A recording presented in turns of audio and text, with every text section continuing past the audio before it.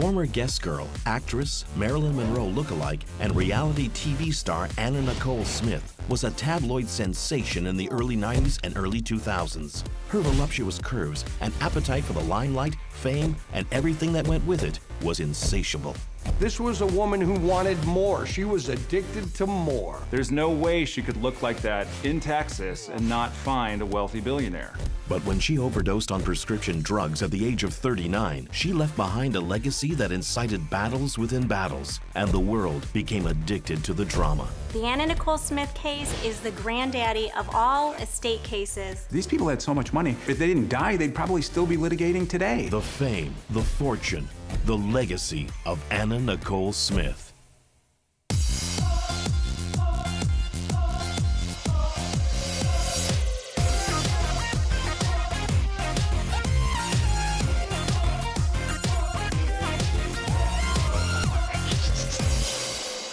Anna Nicole Smith is as famous for her unusual lifestyle and legal battles as she is for her curves and her charisma. Although many dismiss her as a vapid, spotlight-hungry drug addict, the sexy pinup is also loved for her sweetness and down-home Texan simplicity. As she follows in the footsteps of her idol, Mэрilin Monro, it is two wealthy men who help accelerate Anna Nicole's career. One by marrying her and providing the lavish lifestyle she craves, and the other by putting her on the front cover of Playboy, giving her the fame she desires. But when Anna Nicole dies in 2007, only months after having her second child, it's not clear who gets her estate, or even if there is an estate. Mystery, intrigue, and millions of dollars are part of Anna Nicole's legacy. This is the story of all that she left behind. Anna Nicole Smith is born Vicki Lynn Hogan in Houston, Texas in 1967. Her mother, Virgie, is just 16 years old and married. But when Vicki is just a baby, her father rapes her mother's 10-year-old sister, Kay. Virgie kicks him out, and he is jailed for the rape. Virgie remarries numerous times and works as a deputy with the Harris County Sheriff. She also undermines Vicki's self-esteem, telling her that she is garbage and will never amount to anything. Vicki hates her mother and can't wait to get away. She was set up through a life of trauma to become an addict, absolutely. And one of the ways that people are set up for addiction is through trauma. The single parent, the lack of money, poverty will do that. You know, the feeling that I have to escape. Athletes, entertainers, lots of people have that story where they think, I have to get out of here. What can I do to get out of here? As soon as she can, Vicki moves to the nearby town of Mejia to live with her Aunt Kay, then drops out of high school a year later and starts working at a fried chicken shack. Vicki falls in love with the cook, Billy Wayne Smith, and marries him when she is just 17. A year later, their son Daniel is born, but their marriage turns sour. When Daniel is a year old, Vicki takes her son back to Houston. She worked at a Walmart, worked as a waitress at Red Lobster. I don't know if she was successful in those endeavors, but it didn't take long for her to get a wild hair up her butt and start stripping down in Texas. She took on a new persona. Vicki Lynn Hogan became Miss Vicki, a dancer on the afternoon shift at a strip club called Rick's. Vicki develops a taste for partying, and in 1989 has her first run-in with the law when she's arrested for drunk driving. She eventually pleads guilty to one charge and is put on 2 years probation. Vicki is relatively flat-chested and believes she is unpopular in high school as a result. She starts saving up her dancing tips to pay for breast implants. I think that Anna Nicole's obsession with her breasts makes sense. They were the money makers. That's what got her the gigs stripping and modeling, and ultimately her elderly billionaire. And also, look, the love of surgery. Addicts love surgery. They love dental work. They love any justification for medication. Soon she starts working at another club, Gigi's, where she develops her trademark baby voice modeled on Mэрilin Monroe's. She's 5'11", big boned, and she's working the pole on the afternoon shift at Rick's, the least desirable shift in any strip club. This turned out to be a blessing in disguise because one of the favored patrons at that club was a billionaire. Howard J. Marshall is a wheelchair-bound oil tycoon in his late 80s who visits the club nearly every afternoon. Vicky becomes his favorite dancer, and she also becomes fond of him. He showers her with lavish gifts, envelopes full of cash, cars, and even a 15-acre ranch. Vicky enjoys the gifts and the lifestyle they afford, but repeatedly turns down Marshall's marriage proposals. Vicky's idol is Mэрilin Monro, and her ambition is to model and be an actress like Mэрilin.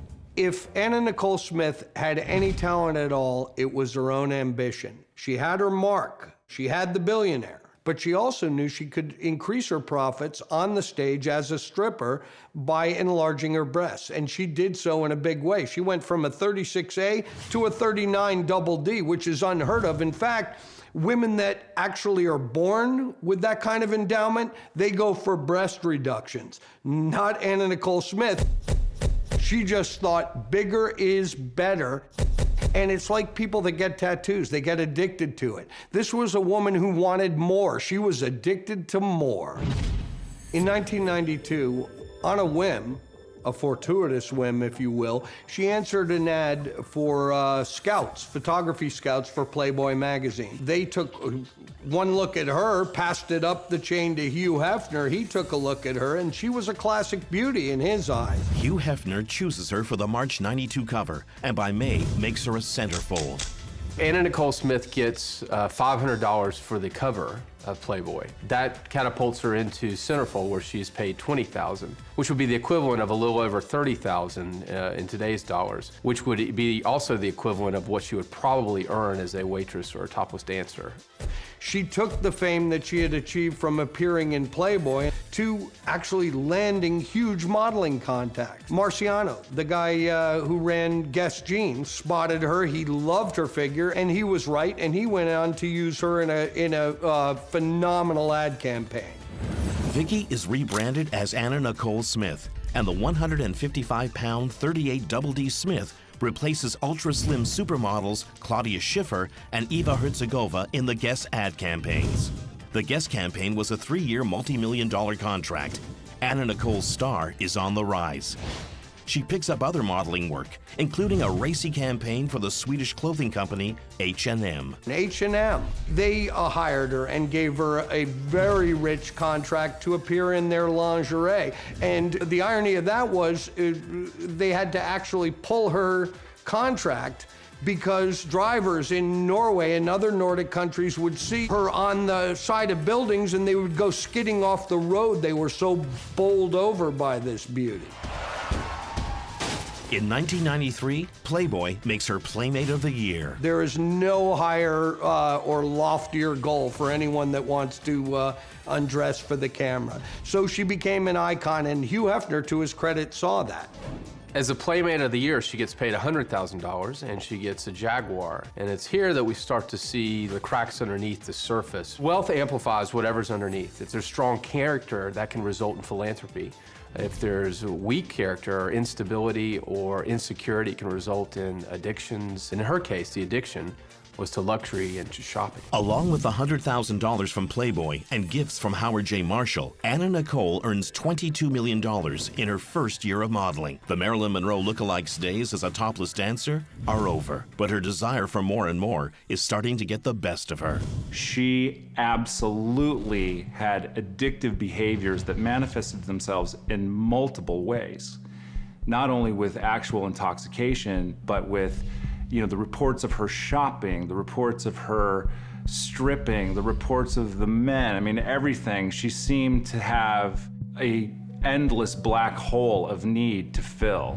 So like any addiction, hers starts to spiral out of control. It's reported that she actually went in and spent almost $1.5 million in one jewelry store, followed by $500,000 in another department store. And so we see the signs of addiction growing and growing and growing. Now, shoe shopping wouldn't kill her, but, drugs and alcohol certainly would. Back in Texas, her 89-year-old suitor, oil magnate J. Howard Marshall, continues to woo her with increasingly extravagant gifts, including a Mercedes-Benz, an apartment in New York, and a home in L.A. He even rents Mэрilin Monroe's house for her.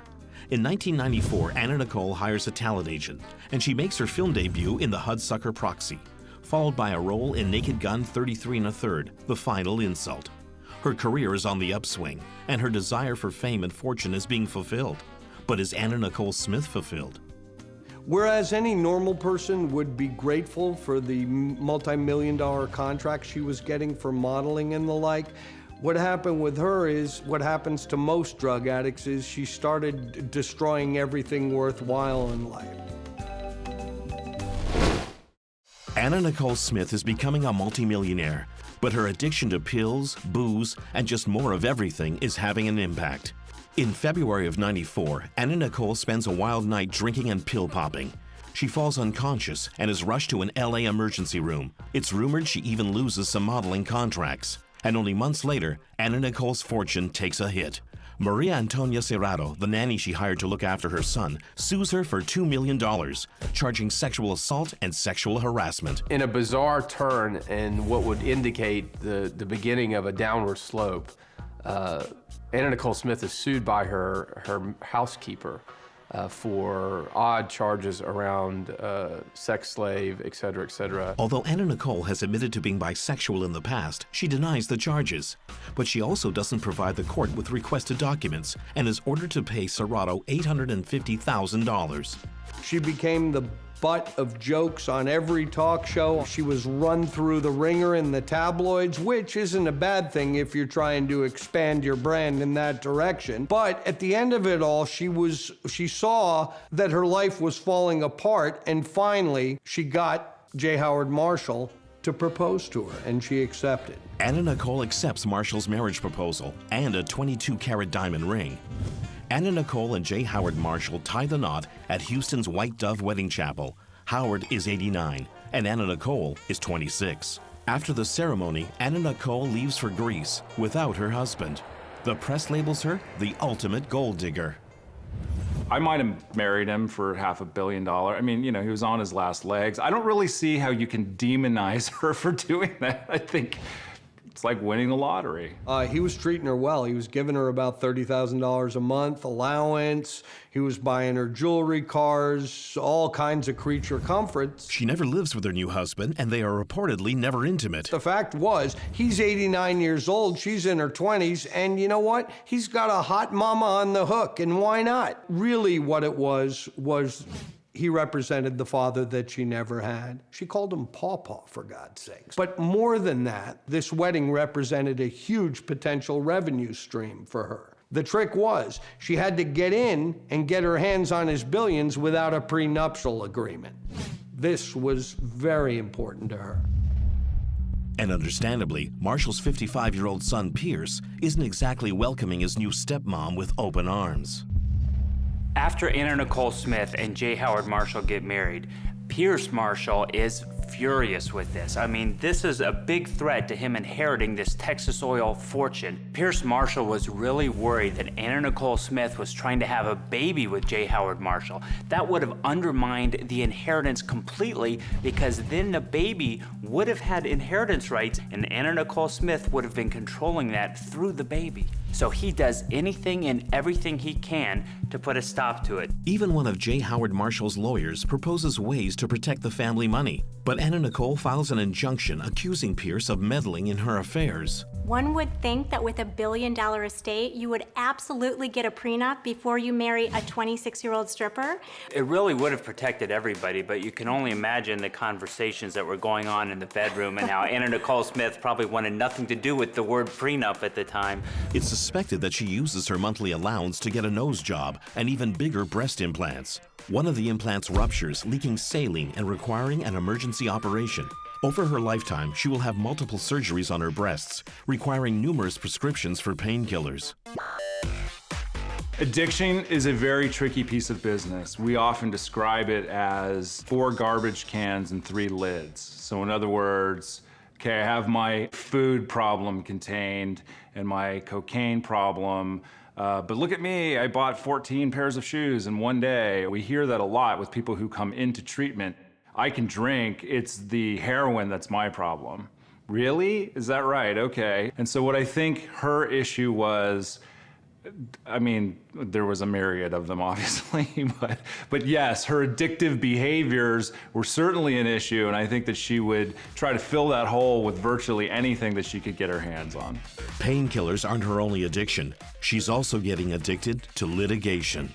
Apparently, while on a photo shoot dressed in a provocative manner, cowboy boots, short skirt, and a hat, she was off camera and relaxed and involved in her own activities, I guess eating something. New York Magazine took that and broadcast it to the world over at a tagline or a headline that said "White Trash Nation." She sued. Did she have a right to sue? I think she did. This is the equivalent, roughly, of putting a camera in the restroom, and so I think she had a right to bring that claim. It's not as outrageous as bringing a camera into the restroom, but it probably had some economic value. Despite her ample income, Anna Nicole loves to spend it quickly, although her taxes and a gas bill for $265 go unpaid. But Anna Nicole's sugar daddy falls ill. He's hospitalized. And on August 4th, 1995, just 14 months after they marry, J. Howard Marshall dies of pneumonia at 93. Anna Nicole Smith and Pierce Marshall fought like cats and dogs. After J. Howard Marshall passed away, they even fought over his ashes. They couldn't agree to have one funeral, so they had to have two separate funerals because they couldn't see eye to eye on anything. And that was really a precursor of what was to come over this enormous battle for the money. Anna Nicole is devastated and shocked to learn her husband had no less than 6 wills, and none of them name her. What's more, the houses he bought for her were in his name. Marshall's entire estate is in a trust fund for Pierce. Pierce Marshall, he convinces his father to make his trust irrevocable, meaning he can't change it, which guarantees that Pierce, and not Anna Nicole Smith, is going to inherit the money. And Anna Nicole Smith was making allegations that when Pierce did this, J. Marshall couldn't even read, he couldn't even write legibly. So there's a lot of questions about whether or not he was actually competent and knew what he was signing when Pierce took him to that attorney's office. Anna Nicole takes the Marshall family to court, insisting that her husband promised her half of his estate and intended to set up a trust for her. Anna Nicole Smith was married to her husband for 14 months, and during that time, he gave her about $1.6 million in jewelry. He gave her homes, he gave her a ranch, and he gave her lots of cash to go shopping and spend. So it's not like she should have been destitute when he passed away. In total, she received about $6 million at least. But when you're used to spending $30,000 on one gown, you know, that's a pretty big lifestyle to maintain, so $500 million would definitely help out. Anna Nicole accuses Pierce Marshall of keeping her from her rightful share. He sues her lawyers for libel, and the battles begin, eventually going all the way to the Supreme Court. Lawyers, when we talk candidly and no one's looking, talk about the hog rule. That is, people who just can't get their nose out of the trowel and try to overreach and grab more than they have coming to them. Anna had means of her own. She was worth tens of millions of dollars, and she falls in love with a guy old enough to be her grandfather. He dies 14 months later, I doubt from stress, but who knows. And now she wants a half of a $1.6 billion. Then you've got the guy who's thinking, this gold-digging floozy's not entitled to 1 red cent. So he's pushing back. Realistically, he should have given her something, and she should have taken something. This case should not have gone all the way to the United States Supreme Court. As Anna Nicole waits for her day in court, her life spirals out of control. She is now spending most of her time in California. Rumors abound, including that she shows up to a television interview wearing only a bra and underwear. Her weight climbs to 224 pounds. Anna Nicole finally checks into the Betty Ford Clinic to kick her addictions. Her monthly allowance is cut off, but her lavish spending continues until she is broke. In 1996, she files for bankruptcy. In the late 90s, her career started going downhill, and her personal life and her addiction started to surface, and her life sort of spun out of control. Somewhere in there, she had that moment of clarity. Her ambition, her desire to expand the Anna Nicole brand came roaring back. She lost a whole bunch of weight, and next thing you know, she's actually getting cast in movies. Anna Nicole also invests in a professional relationship with a man who will get her career back on track. Howard K. Stern. Yeah, he was a lawyer. You know what Shakespeare said, kill all the lawyers. He gave up lawyering and made Anna Nicole his full-time job and his alleged girlfriend. and he started mapping out the rest of her career. Stern lands Anna Nicole a role in Sin City Spectacular in 1998, as well as minor roles in a few television shows. He was kind of a reprehensible human being, if you ask me. I mean, this is a guy, who should have been looking out for her better interests, but in the end, it looked like he was just looking out for himself. Anna Nicole's weight rises again, but her fluctuating figure leads to an unexpected opportunity. Lane Bryant, a plus-size clothing line, hires her to be its spokesmodel. For a single fashion show and a photo shoot, Anna Nicole was paid a 6-digit sum. The campaign makes millions for the clothing chain. And in September of 2000, a California judge awards her $450 million from her husband's estate.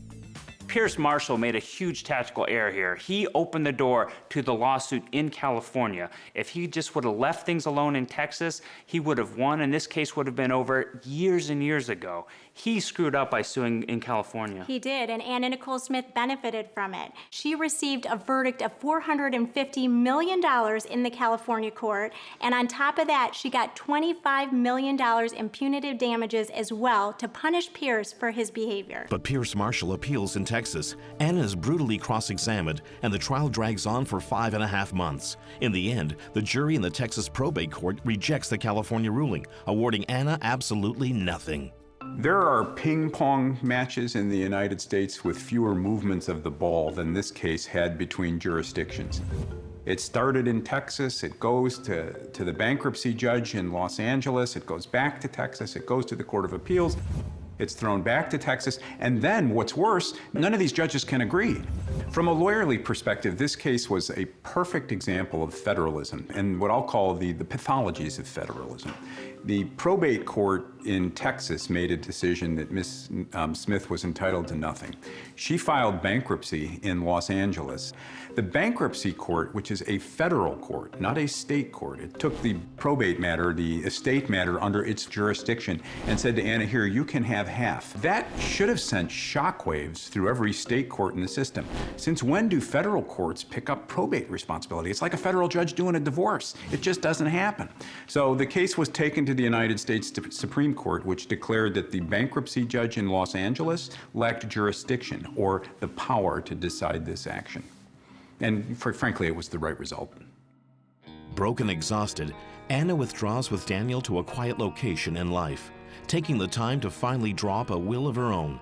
The legal wrangling has hurt Anna Nicole's image. She needs to get her career back on track to generate an income.